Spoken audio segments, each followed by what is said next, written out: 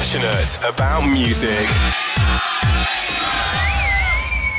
I'm so honoured to have my guest tonight, someone who I've followed right from day one, right from the early 80s. It's a pleasure to chat to. I've never chatted to her before either. It's Kim Wilde. Hello, Kim.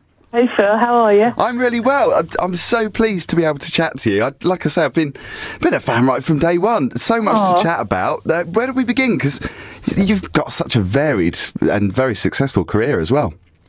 It is, yeah. I mean, it's just been amazing, really, especially the last 10 years. That, you know, having got out of the music industry when I got married and had kids, and then since I got back in it, it's been even, I don't know, perhaps it's been even more fun in many ways. I do a lot of live gigs these days, and I do a lot of travelling in and out of Germany and mainland Europe, and I do some work here as well. I do a lot of 80s retro stuff, which is fun, and I also recorded a couple of new albums in the last 6 years or so over in Germany. So yeah, and then I'm writing with DJs, of course. Yeah, well, I was going to say that's probably a good place to start, isn't it? Because we playlisted your single a few weeks ago, which was the Reflect collaboration, which is a beautiful house, which I love. Yeah. I absolutely love it. It's brilliant, brilliant. And I think Kim Wilde on a club track is a really natural thing as well. I think it's a very wise collaboration because you've toyed with dance before. Yeah. People know you as a very successful pop act as well. Yeah. And dance has been right there from day one, hasn't it, really? Along with that kind of punky pop feel. Yeah, it's a natural. I mean, there've always been fantastic dance mixes of loads of hits that I've been involved with back in the day and subsequently, and it's just a given, isn't it? I mean, of course, You Keep Me Hanging On was a huge dance hit. Oh, still love it, along with a lot of your older stuff as well. Just very treasured. Well, there you go. So it's not too. I like to think it's not too, unfamiliar territory in many ways. It's pop music at the end of the day. Absolutely, and I love pop music. I know so many people that do. I think there is a tendency for people to be a bit snobby about pop, but I think, when it's well written, I think people love it. Well, pop's a little word, isn't it? And it's a big umbrella for a lot of different styles. I mean, you could choose other words, but pop does it for me because it's pop, short for popular, which is pop music that people love to listen to. That kind of works for me. Like you say, there can be a bit of snobbery about pop and the word and its meaning, but I think actually in the years subsequently to the 80s when I was involved in absolute pop music, when there was a lot of noses being turned up, especially after punk and new wave and everything, but especially after punk. And now pop's got, I think, a new credibility about it, and you can call, I don't know, an artist like Florrie, for instance, who's very pop, but making very cool dance music, and and so it's an interesting word. I've got to say, you were a true babe in the 80s, and I think, with us being at Gaydar... Hey babe, hang on. Well, so much so... Just rewind. Still now, and in the 80s, obviously, that's what I meant to say. Yeah. I think you had the opportunity, well, you had the thing about gay men growing up, and myself included, who probably would have turned for you back in the 80s and still would now, I think. I got a lot of gay friends that would say the same. Oh, really? That's a big compliment, I think, probably. Sex appeal. You had a lot of sex appeal, still do. Is that important to you? Yeah. I like to keep it, a bit fresh. I try my hardest, I mean, I'm up against some stiff competition out there, but I give it a go. Now, you added your support to Belgrade Pride for this year, wasn't it, earlier this year, which I think was banned, wasn't it, for the second year running? Yeah, got banned, yeah. Disgusting, and now they're in the press for very far-right groups just having far too much sway over there. I don't know, maybe they'll all sit up and listen now that the rest of the world's watching them yet again being completely unreasonable and out of order. Quite frustrating, isn't it? It's unbelievable, but when you have little 14-year-old girls getting shot in the head, crying out for education, I mean, we're living in a mad world. Yeah. The nutters are taking over the asylum, aren't they? Is this something that you've always been passionate about? Well, I think, human rights across the board, of course, yeah. I'm lucky. I don't have too many issues to deal with myself, So when I sit, but I appreciate that there are people out there who do. I don't take for granted the rights of how easily it is for me to live my life in a lovely way. And when I see people who are not able to, just because of it's just for all the wrong reasons, and it really makes me feel bad.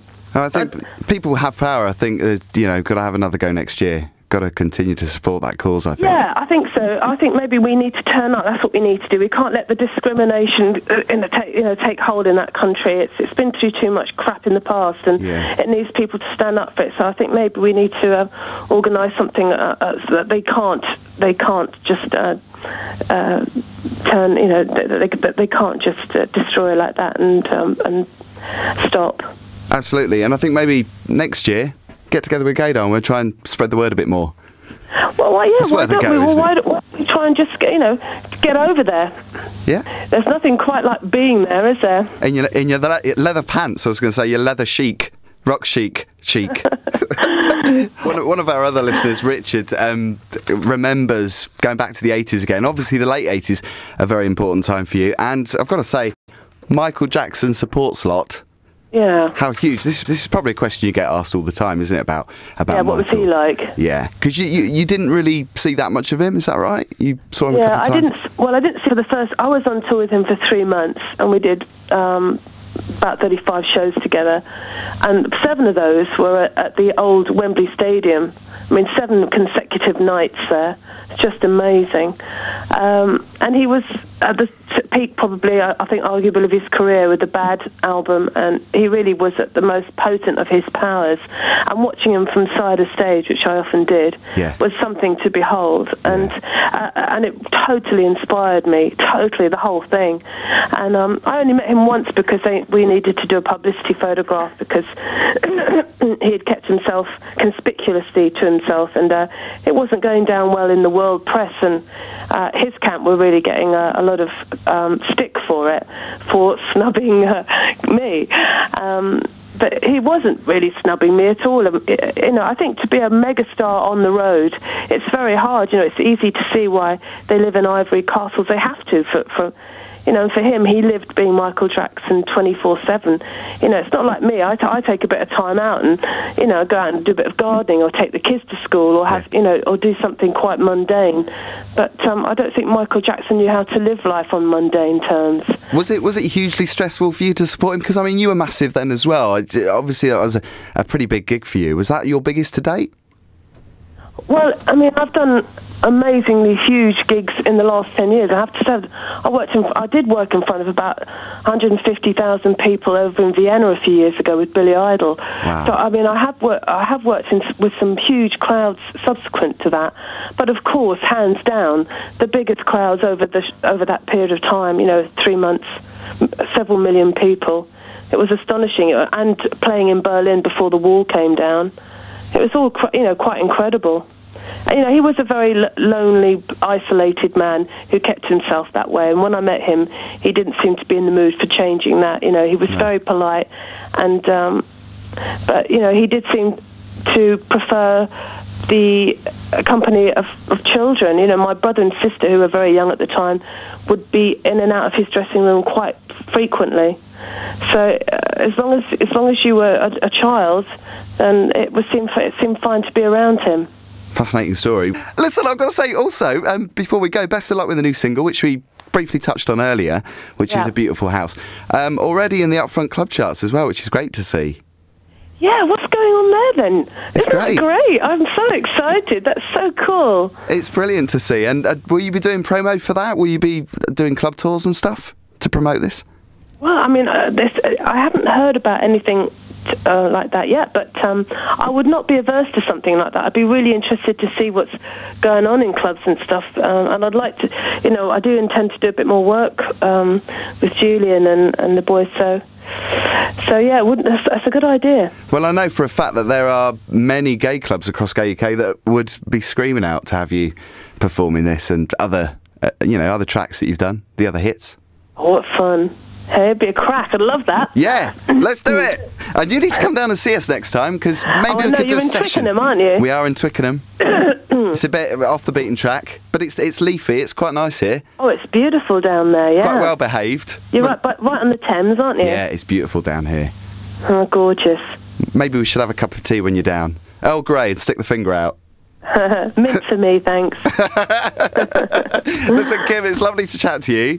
Yeah, you too. Thanks for the support of Beautiful House, and you're welcome. I'm going to watch this with a big smile on my face. It's very, very strange for me. We're very excited about it, and we're really pleased that you came on the show, and thanks for taking the time to chat to us. It's a real pleasure. See you next time. Thanks, Kim. Yeah, bye, all the darling. best, darling. Bye-bye. Passionate about music.